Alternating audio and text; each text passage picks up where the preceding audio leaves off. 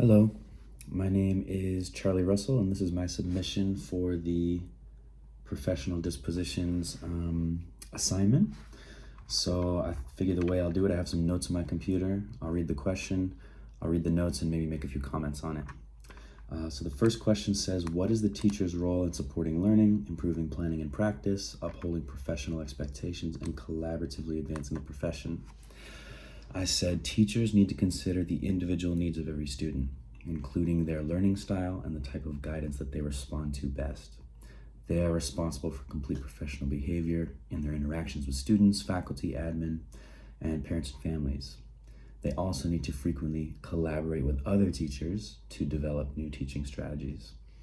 For me, I think the main focus of a teacher's role has to do with constantly adapting your strategies for different student needs. Just carrying yourself very professionally and interacting in a professional way with everybody at the school.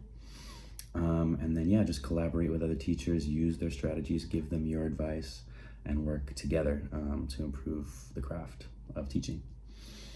What professional dispositions do you currently possess that make you a successful teacher?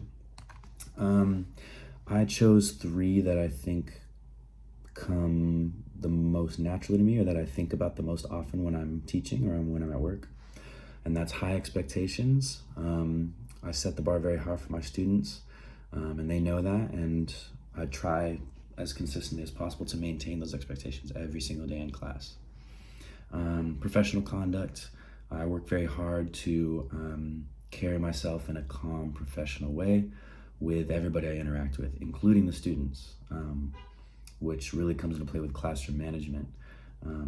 I try not to make classroom management and classroom discipline an emotional thing. It's not, it's just business. And so I try to just maintain, as much calm as I possibly can when I'm teaching and working.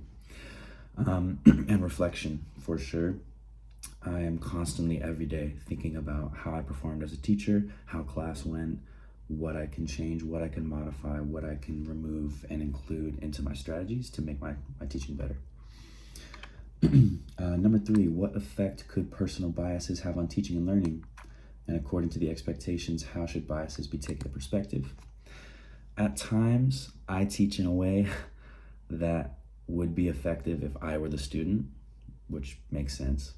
But I need to remind myself all the time that every student has different needs. Students have unique ways of communicating with me and with each other. And if I want to teach them effectively, I need to pay close attention to those patterns. Teachers are expected to remove bias from their classroom, and I kind of came up with 2 ways to do this. One, this can be accomplished through collaboration with other teachers, get ideas from other teachers, hear other teaching strategies to remove biases in your own strategies. And also this works for me really well is frequent student surveys. About every quarter, maybe every semester, I give a survey to my students to ask them how they think the class is going. And that really helps me get a sense of where my biases might be located. And number 4, reflecting on your own professional disposition of learners. Explain how you will uphold and adhere to academic and professional integrity as a current teacher. I will continue to monitor my own classroom strategies and integrate new ideas to constantly improve the craft. I will carry myself professionally in all interactions, and I will commit myself to the calling of teaching, and it is a calling, for the good of the students. I used 3 resources to help me answer these questions, and they're all from the Halo page. So Professional Disposition of Learners, the Model Code of Ethics, and then from topic 1, the Statement of the Integration of Faith and Work. So thank you so much.